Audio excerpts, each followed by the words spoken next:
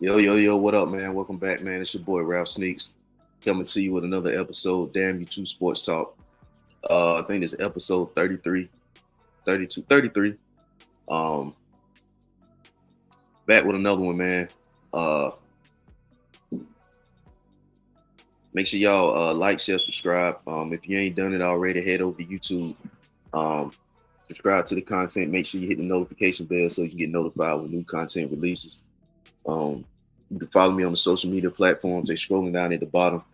On IG is damn underscore YouTube underscore sports talk. You can click the link in the bio and subscribe that way. Or if you want to head over and follow me on my personal page, is Ralph underscore sneaks. Or on X, it's damn YouTube sports talk over there. Um, but yeah, man, another episode, another show. We're gonna get right to it, man. We had some college football shakeup yesterday. Um, we had some upsets, not a upset, but we had upsets. It's definitely gonna shake up the college football playoff bracket. Uh, teams are not out. In my opinion, I don't think there's no way you can put teams like Bama and Ole Miss in there now. Um, there's just no way. Uh, Ole Miss, went down to Gainesville and lost to Florida. Bama went to Oklahoma and lost. Texas A&M went to Auburn and lost. Um, you had Indiana go to Ohio State and they lost. Um, you had Colorado got beat by Kansas. Notre Dame beat Army. Um, so you had some shakeups there. You definitely it's definitely gonna shake some things up. Now that Georgia's in the SEC championship game, um, not sure who they're gonna play. I got to go back and look at it again. Not sure who they're gonna play, but I know Georgia is now in with Texas A&M losing to Auburn. That put Georgia in the SEC championship game. I'm not sure who they're gonna play. My guess it probably will be the winner of the Texas and Texas A&M game this coming weekend. So the winner of that game will play Georgia in Atlanta in the SEC championship game. Um, Now, if Texas A&M had a beat Auburn last night, and I think that game went to like 4 overtimes. If Texas A&M had a beat Auburn last night, that would have been a possibility where it could be setting up back-to-back weeks of, or possibly could have been back-to-back weeks of Texas and Texas A&M playing each other. They already gonna play each other in the season finale, and it could have been a possibility where they play again the following week in the SEC championship game in Atlanta. But obviously that's not going to be the case because Georgia's there. So the winner of that game rather will play Georgia in the SEC championship game. So here's the thing, here's my thing. How far will Indiana fall back? Because Indiana was 5, and they lost at Ohio State. I think the real rankings, the ones that they officially go by, I think they come out Tuesday. It's either tomorrow or Tuesday. I think it's Tuesday.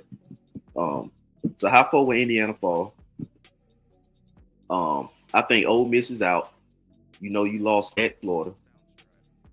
You lost earlier to Kentucky, and you lost earlier to LSU. So there's 3 conference losses. I think they're done.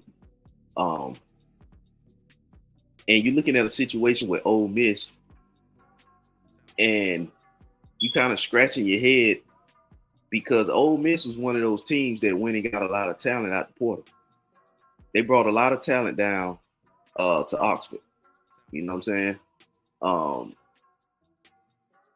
And Lane Kiffin is not going to be in the college football playoffs. And that's with them expanding from 14 to 12 teams. So you got a situation now where you might be looking at how much more longer can you roll with Lane Kiffin if you Ole Miss? Because you went and got the talent. You went and had the one big signature win versus Georgia. You beat Georgia. I mean, you look damn good doing it against a premier team. And then you come back and look half-ass against Florida. You looked half-ass against Kentucky. You looked half-ass against LSU. And The wheels are falling off of LSU. I don't think Brian Kelly is the guy for LSU. That's just my opinion. I don't think Brian Kelly is the SEC type of coach. He just don't have that SEC type pedigree, and you can see it by how LSU played. You look at LSU, the defense ain't there like it normally is. He can't get control of his players. You just got people down there doing whatever they want to do. Teams don't even fear going to Death Valley no more. Teams used to fear going to Death Valley, especially at night. But now you got teams coming in there doing what they want to do. Players not running Brian Kelly like they should as the coach.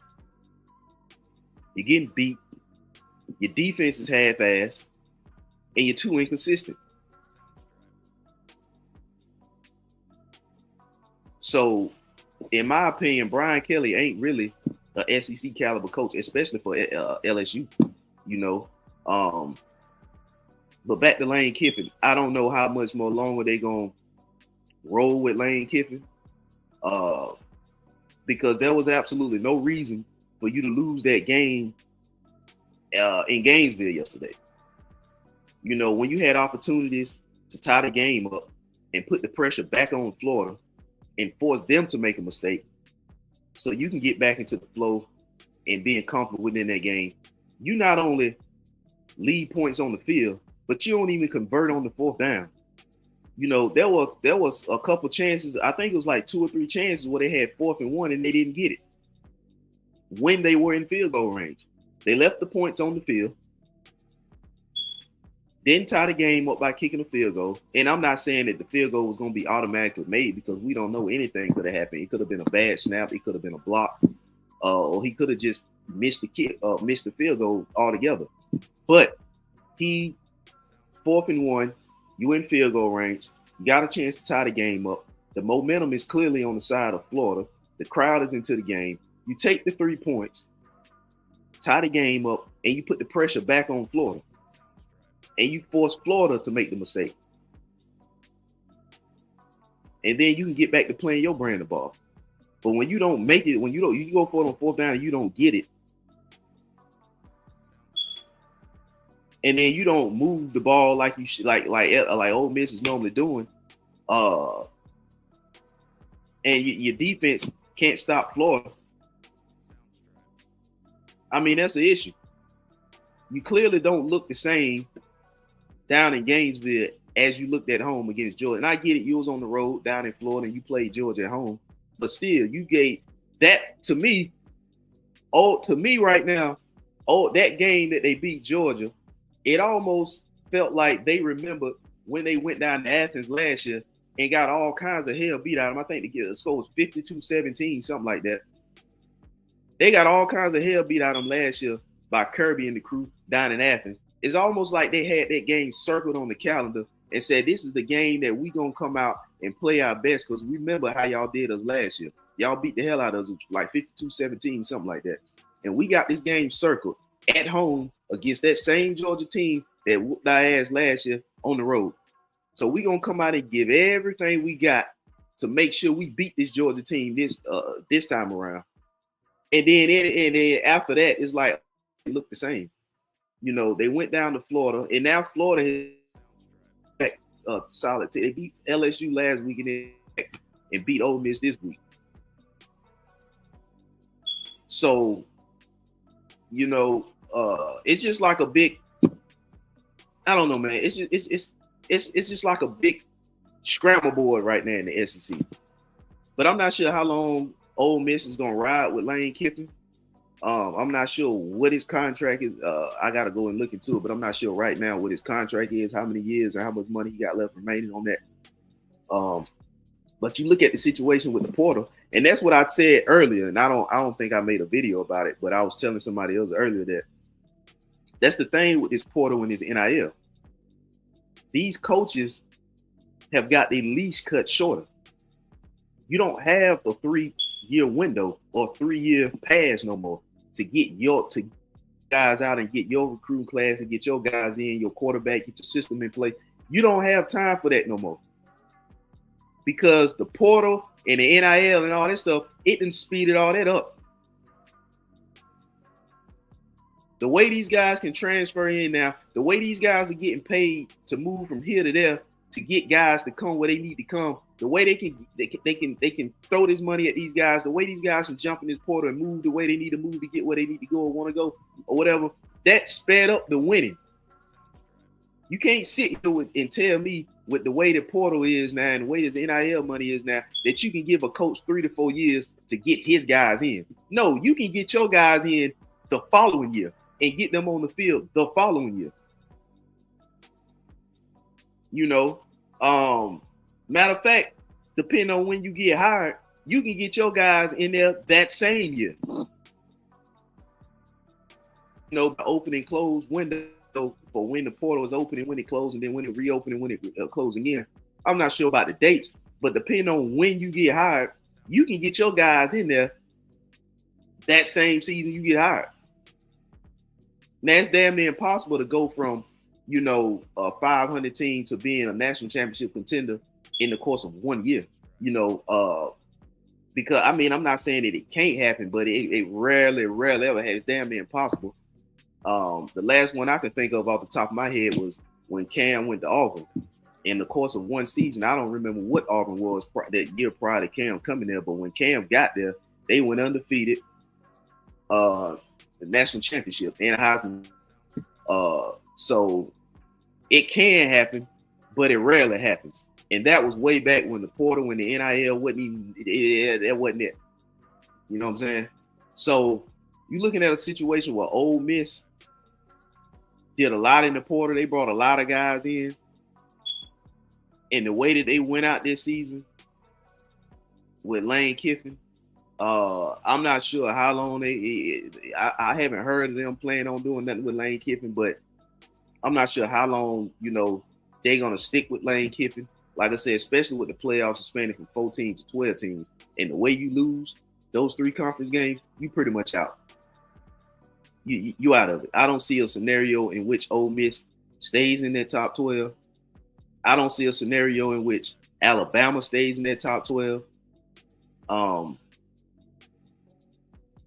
Because if you look at, because Ole Miss is just 2 of their 3 losses was against unranked teams. I think when they lost to Kentucky, Kentucky wasn't ranked. I don't think they was. I'm pretty sure Kentucky wasn't ranked when they lost to Kentucky. And Florida wasn't ranked when they lost yesterday to Florida.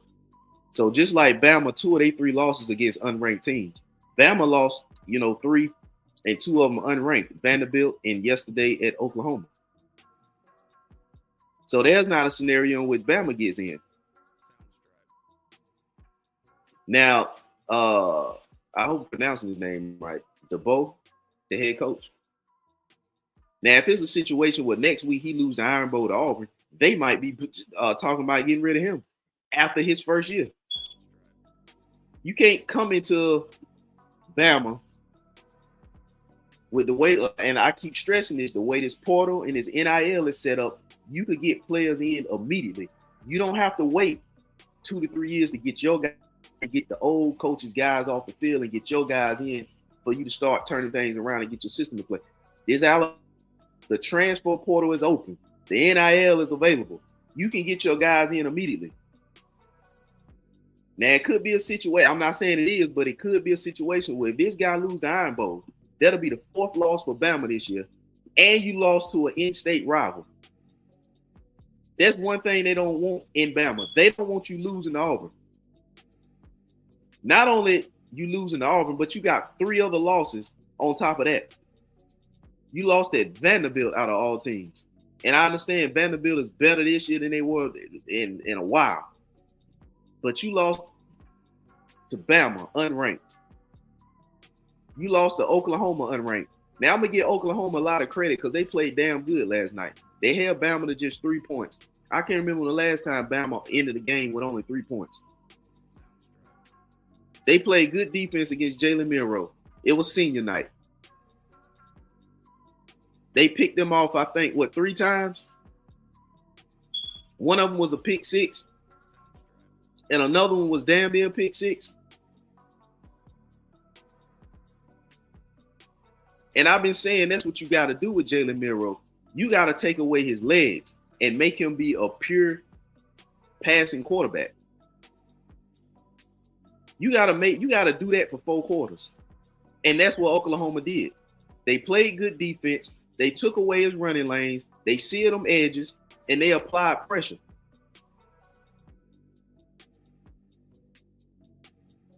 Now, I don't know why in the hell Bama couldn't get nothing going. There was a couple questionable calls toward in the 4th quarter, when Bama was trying to make a run to get back. But that's still it shouldn't even came down to that. I mean, they just could not do nothing last night against Oklahoma. And Oklahoma at times this season has looked awful. Oklahoma at times this season don't even look like a team that belongs in the SEC. But last night they did. Holding Bama to just 3 points, handing them the 3rd loss, and basically putting them out of the college football playoffs. And like I said, this coach here, if he loses next week in the Iron Bowl to Auburn, that might be it. That might be a wrap for him in his first year. The only way it ain't a wrap for him if he loses to Auburn is if it's got to be a real close loss. And they at home too. I think they in Tuscaloosa. So you can't lose to Auburn at home. I don't give a damn how close of a loss it is. It could be a 1-point loss. They don't want that, especially not at home. So if this dude go out there next week at home and lose Iron Bowl to Auburn, we might start hearing stuff about this dude maybe on his way out.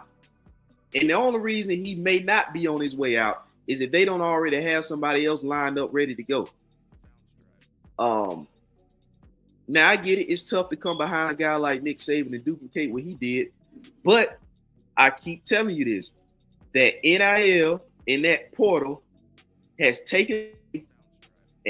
shortened their leash on these coaches and has taken away for them to say, well, I need to get my guys in and get these guys out. I got to get my staff. I got to get my system in play, this, and third. That the portal and the NIL took all that off. You can get your guys in the same year you get there. So, Bama, done. Ole Miss, done.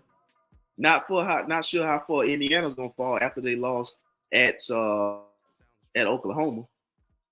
You had Notre Dame take care of Army. Penn State barely hung on and won and beat Minnesota. Miami, they took care of Wake Forest. Georgia, they played UMass, so they'll bump up in the rankings. Especially with Bama losing, Indiana losing. Boise State, I think Boise State is right there at 12. Tennessee 11, so they won. Colorado lost to Kansas, so I'm not sure how much of. Now there could have been a possibility where Colorado got in. They win, they go to the conference game and win it, and it's possible they could get in, especially how everything played out yesterday with Bama losing, with Ole Miss losing. There probably would have been a situation where Colorado could have gotten into, or probably would have gotten into that top 12 had they beat Kansas yesterday. They would have slid up. Went to the conference game and won. That definitely would have been, like I said, especially with Ole Miss and Bama losing yesterday. So there's definitely some shake in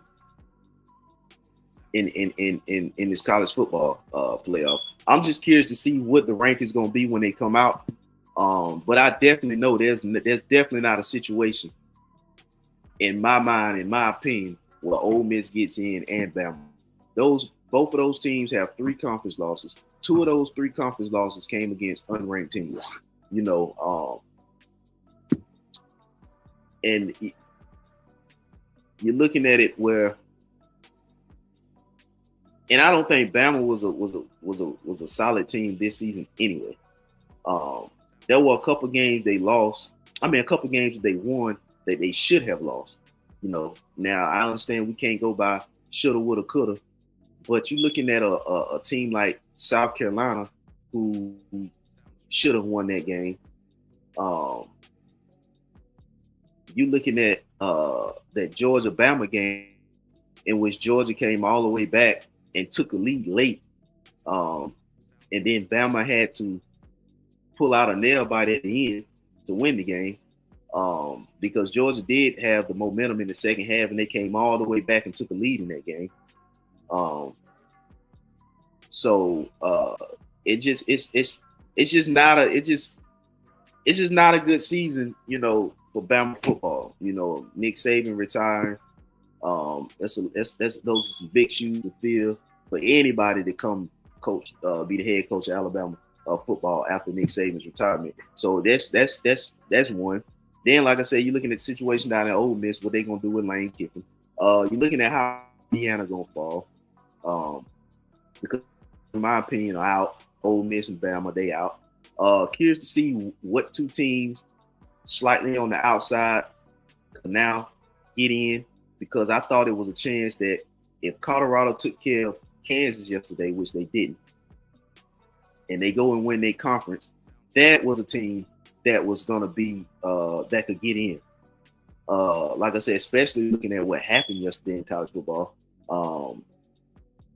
Texas A&M lost, Ole Miss lost, Bama lost. So with them having, if they had to beat Kansas, like I said, which they didn't, if they had to beat Kansas, then go on, and take care of business and then get to the conference championship game, that they would have been, in my opinion, in. But they didn't take care of Kansas, so that pretty much eliminates them as well. Boise State is still, hanging around.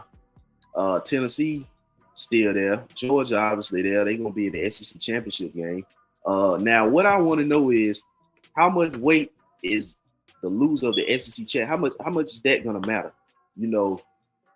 Because you look at last year, Georgia was undefeated going into the SEC championship game against Bama. They lost. That was their first and only loss of the season, and they got bumped out of the top four. And that was their only loss at the SEC championship game. So obviously that win was big enough to get Bama in. Although Bama had, already lost. They lost to Texas. I think Bama had 2 losses last year, if I'm remembering right. It's early in the morning, and my mind kind of. But I know they lost that game at Texas. Anyway, that win in the SEC championship game was a big enough win to get them in over Georgia or one-loss Georgia team. And that one loss that Georgia had came in the SEC championship game against Bama. So I'm curious to know how much weight is the SEC championship game going to carry? Because I'm sitting here like, if I'm Georgia or any other SEC team, in which I understand 2 teams got to get to the SEC championship game, but if I'm those SEC teams and I'm in the college football playoffs right now, I'm looking at a situation where, like, I got 2 losses. I don't want to be in the SEC championship game.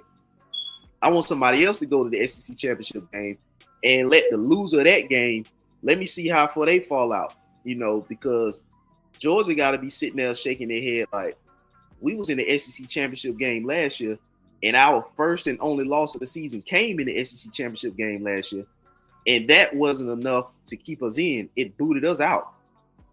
Now Georgia's going into the SEC championship game this year with 2 losses. So if they lose in the SEC championship game, that'll be the 3rd loss. So if you didn't get in, and I get it, it was only 4 teams last year compared to the 12 they expanded to this year. But if you didn't get in with 1 loss last year, what makes you think they're going to put you in with 3 losses? So if I'm an SEC team, I'm sitting there like, damn, I really don't want to be in the SEC championship game, because you're going to get penalized for losing that game despite being in that game. Now I'm pretty sure they're going to factor in how bad you lost if you lose.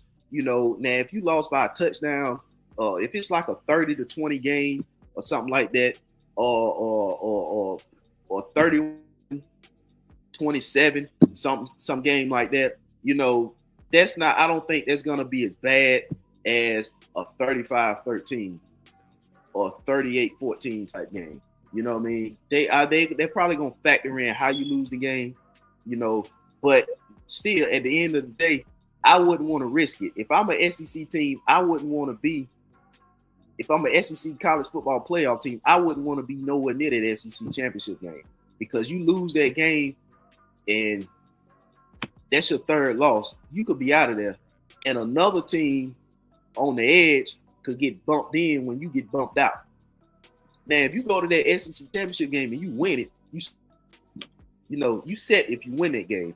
But if you don't win that game and you sitting in that game with 2 losses, and that loss makes it the third loss, then that you don't want to leave nothing in the committee's hands with that many, with that many variables in play. You did get to the SEC championship game, because this is the year where the SEC don't have the East and West. There's no East, there's no West. So if you were able to get to the SEC championship game with the gauntlet of the schedule that they gave you this year without having the East-West divisions, then that says a lot for you to even make it to the championship game with the East-West and mixing up the schedules they did and making the gauntlet. Because if you look at Georgia, they played at Bama, they played at Ole Miss, they played at Texas, and 2 of those 3 games they lost, which was Ole Miss and Bama, but they went on the road and beat Texas. So that's a gauntlet of a schedule, compared to the schedules were when it was the East-West division, and they always have a few little gimme cupcake games in there, which all schedules do. Like the UMass was a cupcake game, and they had a couple at the beginning of the season. But that's just to show you how balanced college football is now, because even though Georgia beat Kentucky, I think they only beat them by a point. It was like 13, and then you get a Kentucky team that go on the road and beat Ole Miss, and an Ole Miss team that beat Georgia, and Georgia barely beat a Kentucky team in Lexington. So that just shows you how balanced the college football has became, especially in a conference like the SEC. So now if you're the committee, you got to weigh all that in. You got to take all that into consideration and consider all that now. The SEC is just beating up on each other. I don't think the SEC has gotten weaker because it's not as many SEC teams at the top, because you're looking at Oregon 1, Ohio State 2, who was 3? Texas 3, Penn State 4, Ohio, Indiana was 5. They're gonna bump back, down. They're gonna drop down because they lost to Ohio State. Then you're looking at Notre Dame 6, Bama was 7. They're gonna bounce. Then you have Miami 8. Ole Miss was 9, and obviously they lost to Florida. They're gonna bounce out. Georgia 10, Tennessee 11, Boise State 12. That people were saying that is gotten weaker since the portal was. It's not necessarily that. I think just when they did it, that had something to do with it. But when they went away from the East West and the SEC, the schedule, the gauntlet, the schedules got more tough, and you just got a lot of SEC teams beating up on each other. Like I just said, Georgia loses to Bama. Bama loses to Tennessee, but Georgia beats Tennessee. You know what I'm saying? So then you have South Carolina loses to LSU, but then South Carolina turns around and beats Texas A&M, and Texas A&M loses to Auburn. It's tough, It's just a tough. It's tough, Georgia, Florida beat Ole Miss, but Georgia loses to Ole Miss. And it's tough. They beating up on each other. Now, I will go on record and say this. If there was any 3-win team that I would be scared of, if they get in, which I don't think they will, but if they did somehow, some way, you're going to look at a team like South Carolina. That's a scary team right now. Defensively, the way they play, compared, in addition to the mobility of the quarterback that they have, you know what I'm saying? So that's a dangerous team. That's what I'm saying. The SEC is not washed like people think, because a lot of those teams are not up there in the top 6, top 7 or whatever. The SEC is just beating up on each other.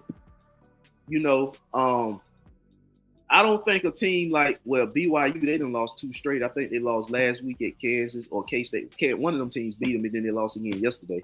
So, but at one point, they were riding pretty high. But I don't think a team like BYU is going to come in there and beat up SEC team. No, I'm just throwing that out there. You know what I mean? That's not saying the SEC is watered down. It's just the fact that the SEC is beating up on each other more now. The schedules have gotten tougher for teams. You know, Florida had a hell of a schedule. You know, you look at Georgia had a tough schedule. At Bama, at Ole Miss, at Texas. That's tough. In addition to Tennessee, which you got them at home. And now you're looking at Georgia Tech next week. That ain't no gimme game because Georgia Tech has gotten better, even though they're in a different ACC conference, but they've gotten better. They knocked off Miami a couple weeks ago. You know, might have been last week or week before, but they beat Miami. And it's not saying much, but they opened the season with a signature win over in Ireland against Florida State. And that ain't saying much because we know Florida State ain't did shit this year. So at the time when they beat Florida State, we thought Florida State was going to be a solid team this year. Nobody knew week 1 going over into Ireland that Georgia Tech would beat Florida State, you know, but they went over there and won. And now you can't really say that's a signature win because of how Florida State looked after that, because Florida State didn't look like shit after that, you know. But the point I'm making is the Georgia Tech game next week for Georgia ain't no gimme. You know, Georgia Tech has improved. You know, Georgia Tech, I was at the game last year in Atlanta, but Georgia Tech played Georgia tough last year in Atlanta. And obviously this year is going to be at Georgia's going to get them at home in Athens. But Georgia Tech this year has improved and gotten better than they were last year. Matter of fact, there's 2 years in a row they didn't beat Miami. They beat Miami last year on some bonehead stuff with Miami had going on with the fumble. And then Georgia Tech went down the field and scored a game-winning touchdown. And then they beat them in Atlanta this year. So Georgia Tech has improved. That's not a gimme game for Georgia. So Georgia Tech not a gimme game this coming week for Georgia. Then, like I said, they went on the road to Ole Miss. They went on the road to Bama. They went on the road to Texas. And they lost 2 of those 3 road games. And they still had on their schedule Tennessee, you know, and I'm not even counting Mississippi State and Auburn, but Auburn just had a good signature win against Texas A&M. And then they went to Lexington, Kentucky, and barely squeezed and barely won it. You know, but then you get Kentucky to go on the road down to Oxford and beat Ole Miss. But Georgia went to Oxford and lost to Ole Miss. So it's just the SEC beating up on each other a lot. You know, man, it's not no fall off. You know, you can see the talent is being spread out throughout the conference. And the scheduling has gotten tougher, and they've done away with the East-West division. But I'm just curious to know how they're gonna shake this thing up. But those 2 teams are definitely out, in my opinion. Ole Miss and Bama, that is. 3 losses in the conference, 2 of those 3 being against unranked teams. You know, so you know, Boise still in, Tennessee still in. You know, Georgia obviously is still in it, going to Atlanta to the SEC championship game. But I'm real curious to see how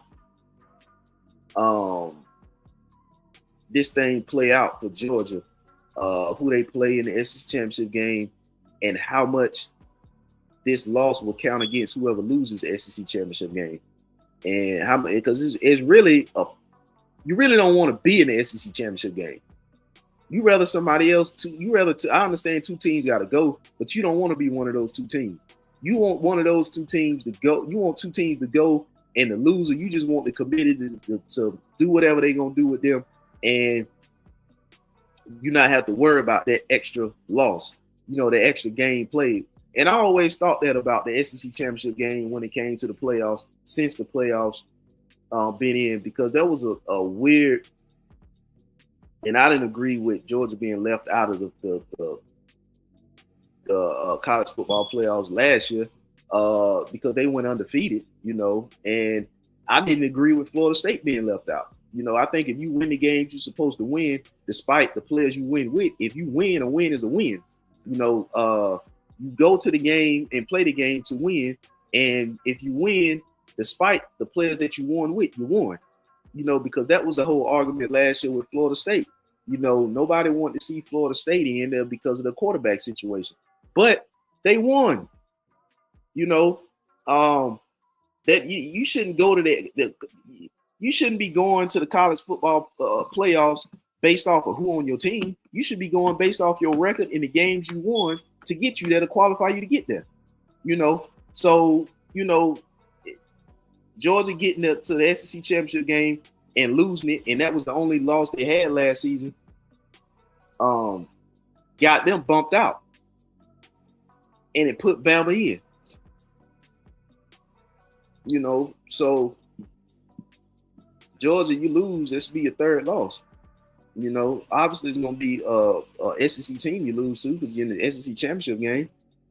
But how far you fall if you fall out, that'll be, it's a lot going into this right now. You know what I mean?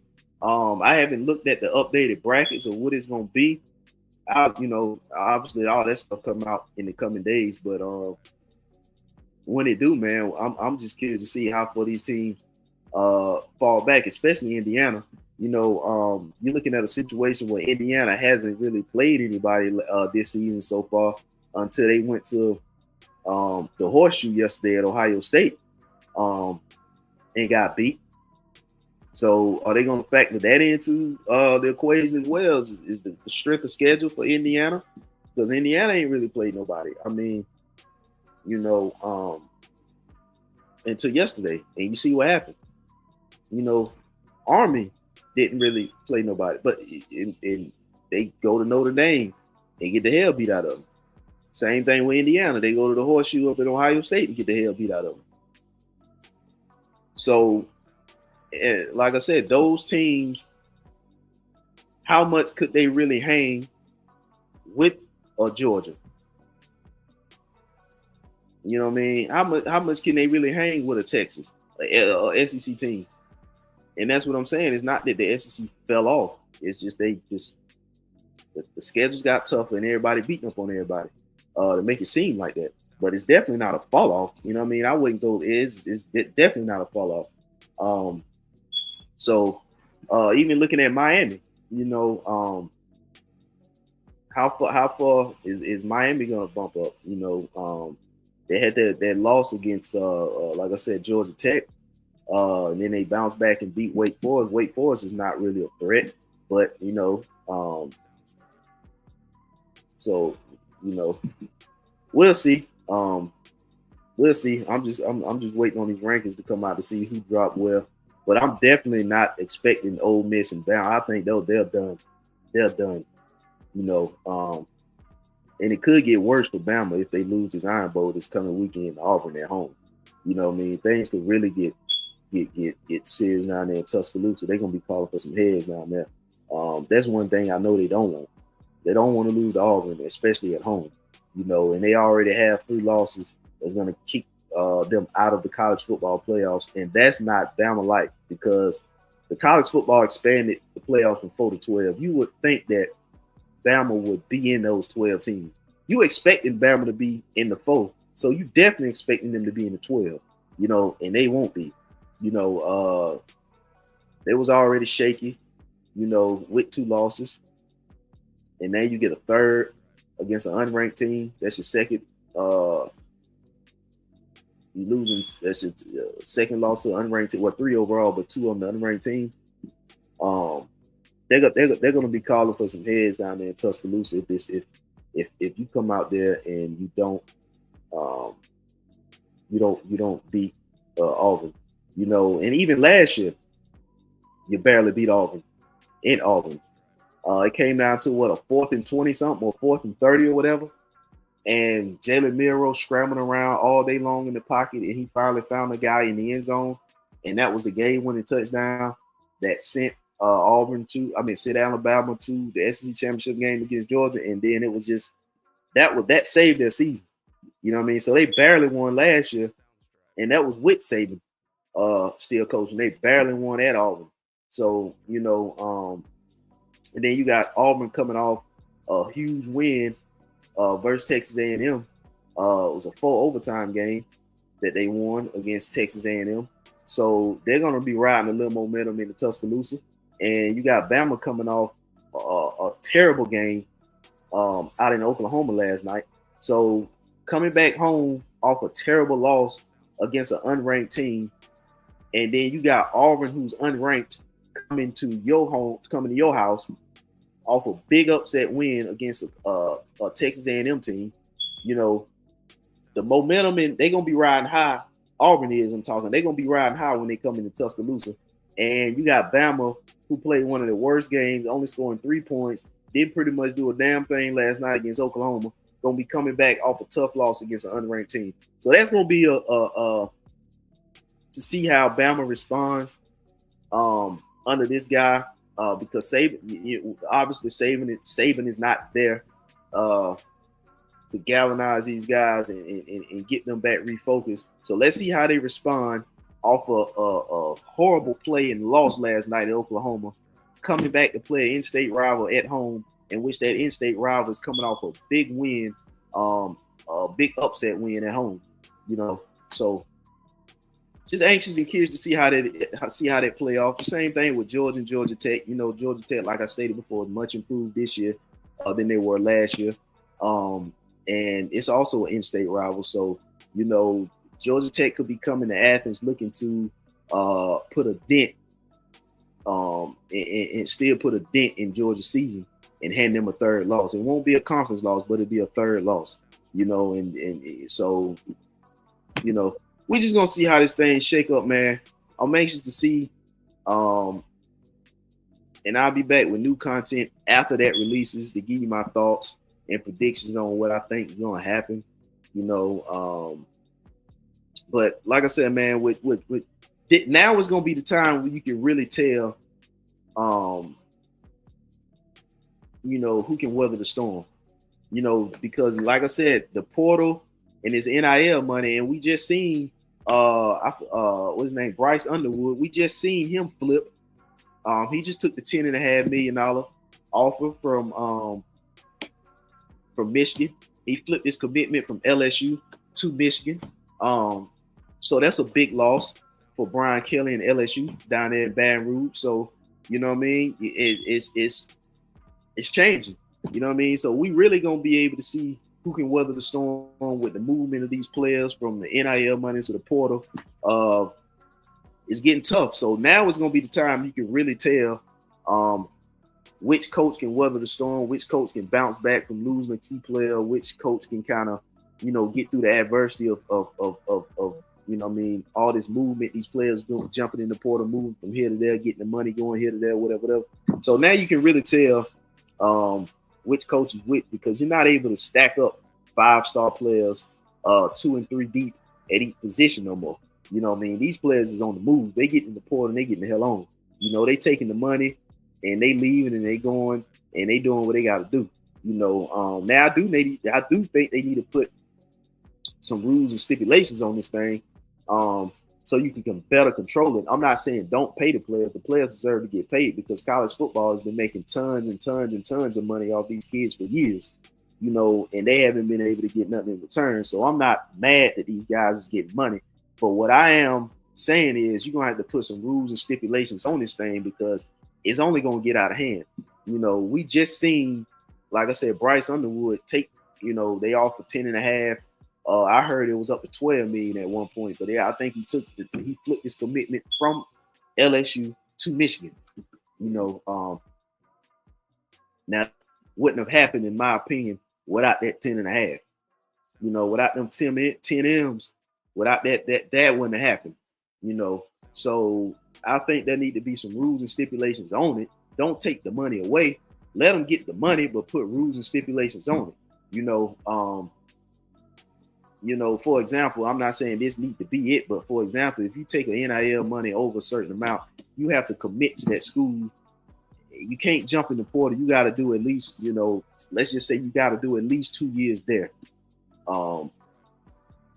just something like that. Or if you jump in the portal, you can't play the first 2 games. You jump in the portal for a second time, you can't play 3 games or something like that'll you ain't just jumping in the portal every year. And if you do, you're not playing the first 2 games or the first 3 games. That's going to be your penalty for jumping in the portal. Now there would be exceptions, like if your coach get fired that you came there to play with, he end up getting fired or leaving, that would give you an exception to jump in the portal without being penalized. Or if something happened at the school and you have to jump in the portal and leave, those are things that are beyond your control. You know what I'm saying? So you shouldn't be penalized for that. But just to be jumping in the portal, moving here to there, just to be going because you can't have your way and play, then okay, yeah, you jump in the portal, but you sitting out the first 2 games. And then if you jump in the portal again, wherever you go, you sitting out the first 3 because that's your second time in the portal. It just need to be some little stipulations on stuff like that so it won't be so much movement. You know what I mean? Players can get the bag, but it also won't be so much movement, and it'll kind of better control things and have it a little bit more organized, a little bit more structured. Because the way it's going right now, they just throwing money out there, and these players is moving, doing what they want to do. You know what I mean? So, I think that's what the situation need to be. But yeah, man, I'm just anxious and curious to see what these numbers is gonna look like as far as these rankings when they come out, because we had some upsets happen. It shook up the college football playoff picture. Some disappointing teams this year, and there's gonna be some surprise teams this year. So just curious to see what it is, and when this information drops, then I'll be back with another video. But until then, man, y'all be safe. Make sure y'all follow me on the links and stuff that's scrolling down the bottom of the screen. If you want to follow me on IG, the sports page is damn_YouTube_sports talk. Click the link in the bio and you can subscribe to the YouTube page that way. Once you do that, make sure you click that notification bell so you get notified when new content releases. Follow me on X, it's damn_YouTube_sports talk, or you can follow me personally on IG, Ralph_Sneaks. Until the next one, man, y'all be safe.